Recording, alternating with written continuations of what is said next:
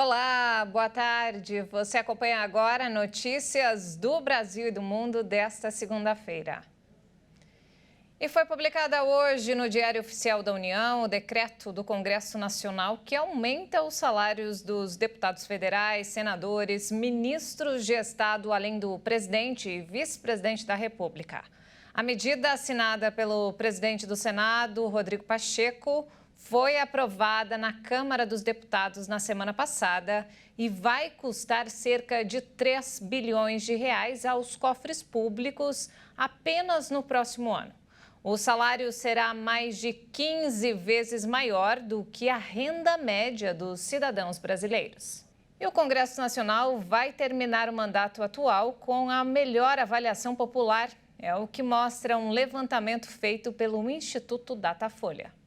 Os deputados e senadores chegam ao final de mandato com a melhor avaliação popular. É o que mostra uma pesquisa feita pelo Instituto Datafolha. De acordo com o levantamento, a satisfação dos eleitores com o desempenho do Congresso melhorou. Eleitos em 2018, os 594 parlamentares têm o trabalho aprovado por 20% da população, segundo o Instituto. Na última pesquisa, feita há 5 meses, o índice para bom e ótimo era de 12%. Por outro lado, 26% dos entrevistados ainda mostraram rejeição ao trabalho do Legislativo Nacional, o que representa uma queda acentuada em relação ao último levantamento, quando o índice era de 39%.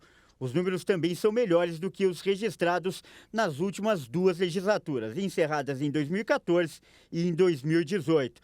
Essas, aliás, foram as mais mal avaliadas na série histórica realizada pelo Datafolha. A pesquisa foi realizada entre os dias 19 e 20 de dezembro, com 2.016 pessoas de 126 municípios brasileiros. E na última semana do ano, o mercado financeiro reduziu a previsão de inflação para 2022. A informação foi divulgada pelo Boletim Focus nesta segunda-feira. O IPCA esperado para 2022 agora é de 5,64%. A estimativa anterior era de 5,76%, feita na semana passada. Para o PIB, o Produto Interno Bruto, houve uma leve correção na previsão para 2022, para 3,04%, ante 3,05% na semana anterior. Já para o próximo ano, a previsão do Boletim Focus para o índice ficou em 5,23%, ante 5,17% na semana anterior. Acompanhando a alta da inflação esperada, a Selic, a taxa básica de juros, teve sua previsão para 2023 ajustada a 12%. Antes, era de 11,75%. Já o PIB para 2023 foi mantido em 0,79%. E para 2024, o cálculo foi ajustado para 1,5%, ante 1,67% na semana anterior. E chegou ao fim a greve dos pilotos e comissários de voos. A decisão foi anunciada no domingo pelo sindicato da categoria. Após 5 dias de paralisação, os pilotos e comissários de voos aceitaram uma nova proposta das companhias aéreas e encerraram a greve.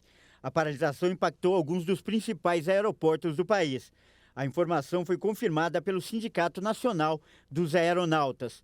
O sindicato informou que cerca de 70% dos trabalhadores aprovaram a nova proposta de convenção coletiva, que prevê reajuste de 6,97% nos salários fixos e variáveis, e também a definição do horário de início das folgas e indenização por descumprimento por parte das empresas. A greve por melhores salários e condições de trabalho ocorreu diariamente entre segunda e sexta-feira da semana passada, por 2 horas diárias, entre as 6 e as 8 horas. O movimento em 9 importantes aeroportos do país gerou centenas de atrasos de voos e diversos cancelamentos. No sábado, a greve foi suspensa para análise da proposta enviada pelas companhias aéreas. A votação foi encerrada ao meio-dia deste domingo e a proposta foi aceita. E nos destaques internacionais, pelo menos 15 pessoas morreram após a explosão de um caminhão-tanque na África do Sul. O acidente aconteceu na véspera do Natal. O número de mortos na explosão de um caminhão-tanque no sábado em Boksburg, perto de Joanesburgo, na África do Sul, subiu para 15 neste domingo, de acordo com o Ministério da Saúde. O balanço anterior registrava 10 vítimas. O caminhão ficou preso na manhã de sábado sob uma ponte de Boksburg. O veículo transportava 60 mil litros de gás liquefeito de petróleo, combustível utilizado principalmente em cozinhas e fogões a gás. O motorista está entre os feridos. Entre os mortos estão 3 funcionários do Hospital Tambo Memorial, que fica próximo do local da explosão, um motorista que passava pelo local e 2 enfermeiras. 37 pessoas que estavam no serviço de emergência do hospital no momento da explosão sofreram ferimentos graves e foram levadas para outros estabelecimentos. Do grupo de feridos, 24 eram pacientes e 13 eram profissionais de saúde. A explosão atingiu a área de emergência e o setor de radiologia do hospital. Partes do teto desabaram, janelas quebraram e equipamentos foram danificados. E olha só, depois de proibir o acesso de mulheres às universidades, os talibãs ordenaram que as ONGs do país não empreguem mais mulheres. 3 ONGs internacionais confirmaram ter recebido o comunicado do Ministério e decidiram cancelar seus programas no país. Uma notificação foi enviada às organizações afirmando que houve denúncias graves sobre o descumprimento do uso do hijab islâmico e outras regras relacionadas ao trabalho feminino em organizações nacionais e internacionais. O funcionário de uma entidade que organiza ações humanitárias em áreas remotas do país afirmou que o grupo vai suspender todas as atividades. Dezenas de ONGs nacionais e internacionais trabalham em vários setores em áreas remotas do Afeganistão, com várias mulheres funcionárias. O anúncio ocorre apenas 4 dias depois que o governo talibã decidiu proibir por tempo indeterminado as mulheres afegãs de frequentar as universidades públicas e particulares do país. Apesar das promessas de maior flexibilidade, os talibãs retomaram a interpretação rigorosa do Islã que marcou a primeira passagem pelo governo entre 1996 e 2001. E o Natal na Espanha foi marcado por uma tragédia. Um ônibus despencou de uma ponte e deixou 6 pessoas mortas e 2 feridas. O acidente ocorreu no sábado em uma ponte perto da cidade de Cerdedo Cotobade, na Galícia, perto da fronteira com Portugal. No total, 8 pessoas estavam no ônibus, que viajava entre as cidades de Lugo e Vigo. Entre as vítimas do acidente, 2 foram resgatadas com vida, um motorista e uma mulher. Os outros 6 passageiros foram encontrados mortos. As 2 primeiras vítimas foram achadas perto dos destroços do veículo, poucas horas depois do acidente. Os corpos das outras 4 foram recuperados no rio Lleres, onde aconteceu a tragédia. De acordo com a Defesa Civil, 5 espanhóis da Galícia estão entre os mortos, entre eles uma mãe e o filho. A 6ª vítima é uma mulher de nacionalidade peruana que cuidava de um idoso na região.